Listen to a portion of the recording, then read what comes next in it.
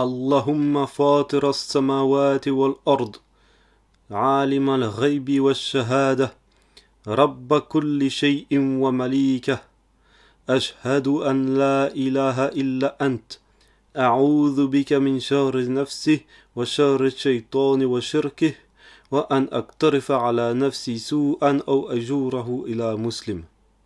Seigneur, Créateur des cieux et de la terre, connaisseur de l'invisible et du déclaré, Seigneur et détenteur de toutes choses, j'atteste qu'il n'y a de divinité digne d'être adorée que toi.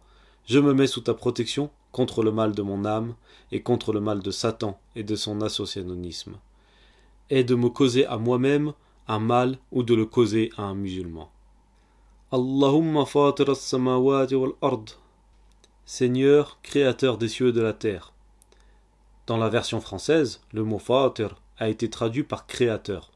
C'est à peu près la même signification, et ça veut dire inventeur, qu'il a fait exister, et qu'il a créé sans précédent, c'est-à-dire sans l'avoir créé à partir d'une chose existante, ni à partir d'un modèle, donc créé à partir du néant.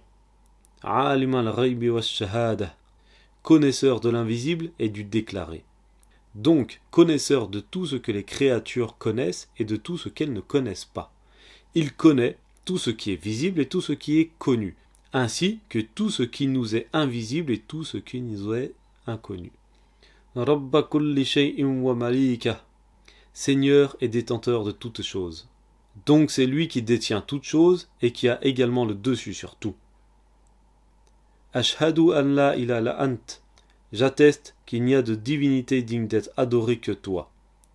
On revient ici sur l'attestation de foi. A'udhu bika min sharri nafsi. Je me mets sous ta protection contre le mal de mon âme.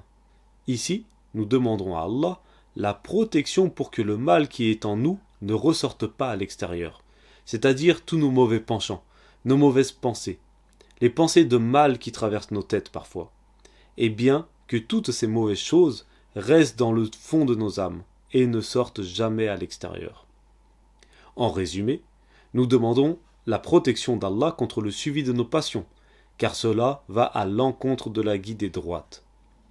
Car l'islam, c'est aussi la recherche de l'équilibre intérieur pour rester maître de nos corps et de nos âmes.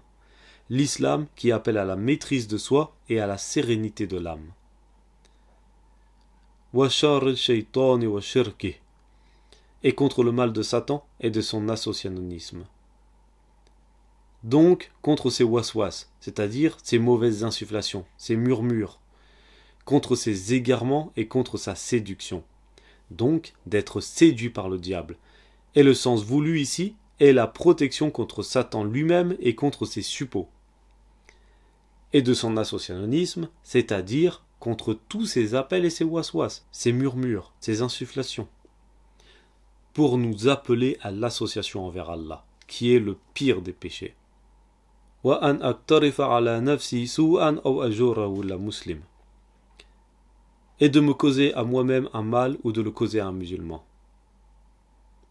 Cette phrase parle d'elle-même. On demande à Allah de nous protéger de nous faire du mal à nous-mêmes ou de faire du mal à un autre musulman, que ce soit de manière directe ou indirecte.